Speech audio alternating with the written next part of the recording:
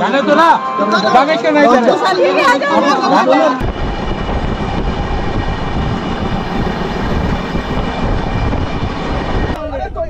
रखा है, दूसरा बैग कहाँ रखेगा? মোটামুটি ট্রেন স্পিড করেছে আর ট্রেনের ভেতরে শুরু থেকেই ঝামেলা হয়ে আসছে, সিট নিয়ে ঝামেলা বেড়েছে। আর তার আগে প্ল্যাটফর্মে তো ঝামেলা হচ্ছিল, মানে পাবলিকে ঝামেলা করছে।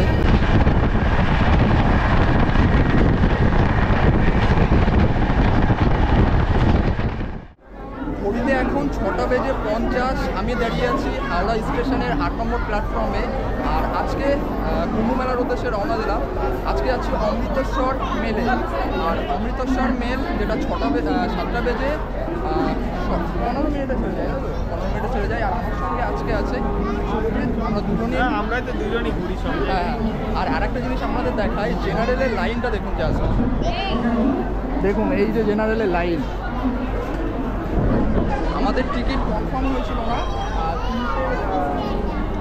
লাস্ট পর্যন্ত RAC, তবে আমরা কেটেছিলাম 47 ওয়েটিং লিস্ট ছিল। তবে মহাদেবের ইচ্ছায় টিকিটটা আজকে কনফার্ম হয়েছে, RAC হয়েছে, দুজনে একদম অ্যাডজাস্ট করে যেতে পারবো।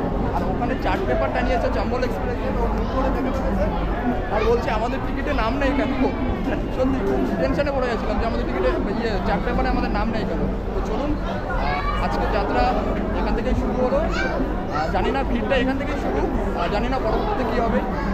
ভালো হবে, সব কিছু ভালো হবে। হ্যাঁ, মহাদেবের ইচ্ছায় ভালো হবে আশা করি।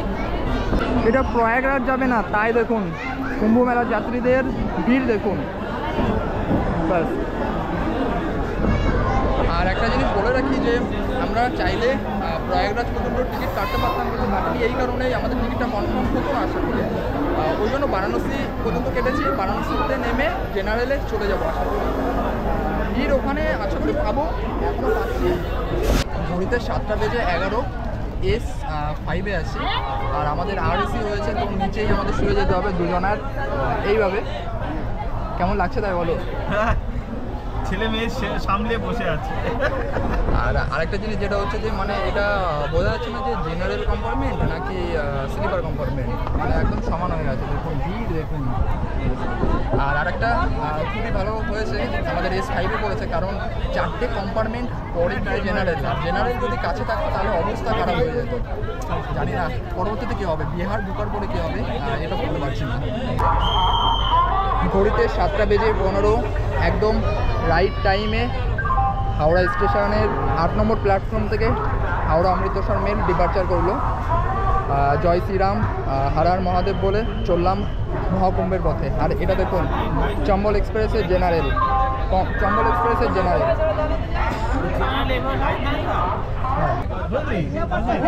तो एक बैग रखा है, दूसरा बैग कहाँ रखेगा? दूसरा बैग कहाँ रखेगा? মোটামুটি ট্রেন স্পিড করেছে আর ট্রেনের ভেতরে শুরু থেকেই ঝামেলা হয়ে আসছে, সিট নিয়ে ঝামেলা বেড়েছে। আর তার আগে প্ল্যাটফর্মে তো ঝামেলা হচ্ছিলো, মানে পাবলিকে ঝামেলা করছে ঠেলাঠেলি নিয়ে, প্রচুর আকারে ঝামেলা বেড়েছে। আর এখানেও একদম ঝামেলা অন্য লেভেলে চলে গেছে। জানি না পুরো যাত্রাটা মানে কীভাবে যাব, এভাবেই কাটাতে হবে।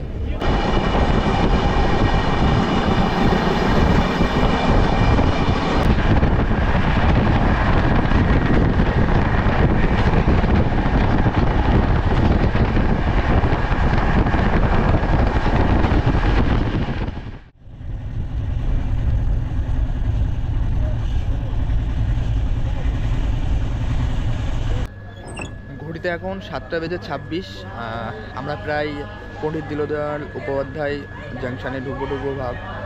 তার কিছুটা আগে এসে গাড়ি মানে আগে চলে এসছে বলে একটা স্টেশনে দাঁড় করিয়েছে। আর এদিকে দেখুন কুম্ভ মেলা স্পেশাল ট্রেন সবে মাত্র আসলো। আর আমরা একটু প্ল্যান চেঞ্জ করলাম, কারণ হচ্ছে যে আমরা আজকে 10 তারিখ, আমরা 10 তারিখে পৌঁছে গেছি, মানে এখনও পৌঁছায়নি, পৌঁছাবো বারাণসীতে। তো প্ল্যানটা এরকমই চেঞ্জ হলো যে আমরা পুরো ডাইরেক্ট প্রয়াগরাজে যাব না, আমরা বারাণসীতে আজকে রাতটা স্টে করে দেন কালকে সকালে ভোর করে বারাণসী থেকে বেরোবো। আজকে এখানে স্টে করে বারাণসীটা একটু ঘুরে দেখব। কারণ জানি না পরে আবার আসতে পারবো কি না। তো সেই কারণে যেহেতু একটা দিন হাতে সময় আছে, তো আজকে থেকে বারাণসী ঘুরে কালকে ভোর ভোর করে এখান থেকে বেরিয়ে যাব।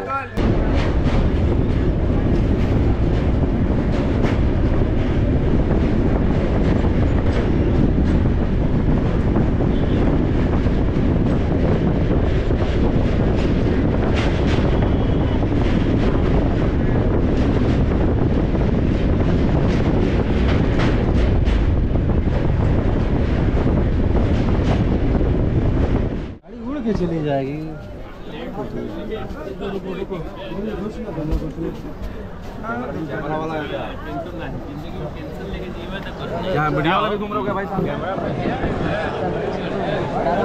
ফাইনালি বারাণসীতে নেমে পড়লাম। পুরীতে এখন বাজে 9:40, অনেকটাই লেট করেছে ট্রেন।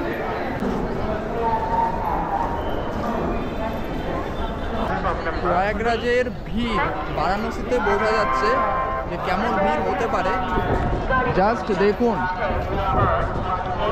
আর চিন্তা ভাবনা নিয়েছি যে হোটেল স্টেশনের কাছাদারেই নেব, কারণ যেহেতু কালকে সকালে আবার ট্রেন ধরবো ভোরের দিকে। আর দেখি রুম কম দামের মধ্যে রুম পাওয়া যায় নাকি, মাথা গোজার জন্য রুম মানে বাজেটের মধ্যে 500 থেকে 1000-এর মধ্যে চেষ্টা করব। আমরা রুম খুঁজতে বেরিয়েছি, রুম খুঁজছি মানে কম রেটের মধ্যে রুম পাচ্ছি না।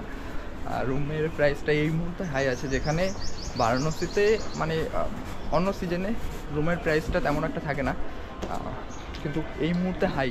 বারাণসী এসে অনেক কষ্ট করে রুম পেয়েছি, রুম বলতে ডরমেটরি পেয়েছি। 800 টাকা করে আমাদের পার হেড করেছে। আমার নিচে আছে শুভজিতের, ওপরে আছে আমার।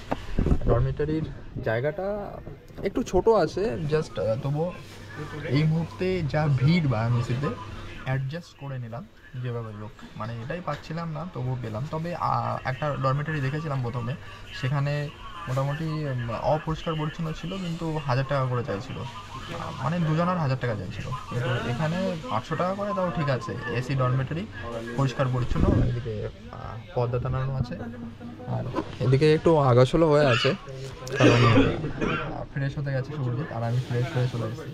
তো এখন এখান থেকে ফ্রেশ হয়ে যাব খাওয়া দাওয়া করতে। আর অবশ্যই এই ডরমেটরি, এই হোটেলটার ফোন নাম্বার আমি অবশ্যই ডিসক্রিপশনে দিয়ে দেবো, আপনারা চাইলে কন্ট্যাক্ট করে নেবেন।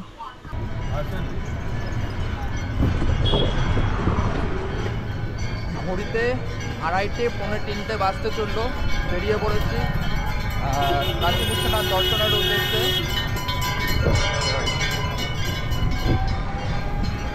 আর এখানে টোটোতে ভাড়া নিচ্ছে 30 টাকা করে, যেটা স্টেশনের ওখান থেকে 20 টাকা করে নেয়। আর আমরা একটু ভেতর থেকে উঠছি, 30 টাকা করে নিচ্ছে, দুজনের 60 টাকা। আর অনেকেই কিন্তু এক একজনের দাম বলবে 200, কেউ 300। তো আমি বলবো যে শেয়ারে যাওয়া ভালো, 30 টাকার মধ্যে হয়ে যাবে। এই যে ভিড়টা দেখছেন, এটা কুম্ভ মেলার প্রভাবটা এখানে পড়েছে, কারণ অনেকেই এখান থেকে মণিকর্ণিকা ঘাট, দশমেশ্বর ঘাট, বিশ্বনাথ মন্দির দর্শন করে কুম্ভতে যাবেন, আবার অনেকেই কুম্ভ থেকে এইখানে দর্শন করে বাড়ি ফিরবেন। তো তার জন্যই ভিড়টা মোটামুটি অনেকটাই। অবশেষে অনেকটা দূর হাঁটার পরে ঘাটের কাছে আমরা আসতে পেরেছি। আর যা ভিড়, মানে এই ভিড় ঠেলে আসাটাই একদম মুশকিল হয়ে যাচ্ছে। তবে কাশী বিশ্বনাথ দর্শন করার জন্য কুম্ভ মেলার এই টাইমটা এড়িয়ে ফাঁকা একটা টাইমে এসে মানে নিলিবিলি দর্শন করা আমার মতে ভালো। আর যেটা হচ্ছে বিশ্বনাথ মন্দিরে যাওয়ার যে লাইনটা, সেটা চরম লেভেলের, ঘাট থেকে লাইন পড়েছে।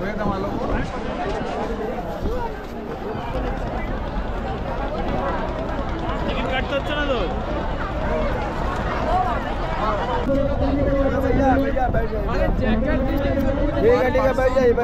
বিনিময়ে আমরা বোট রাইডিংয়ে বেরিয়ে পড়লাম। জয় মা গঙ্গে, হর হর মহাদেব, হর হর মহাদেব, হর হর মহাদেব।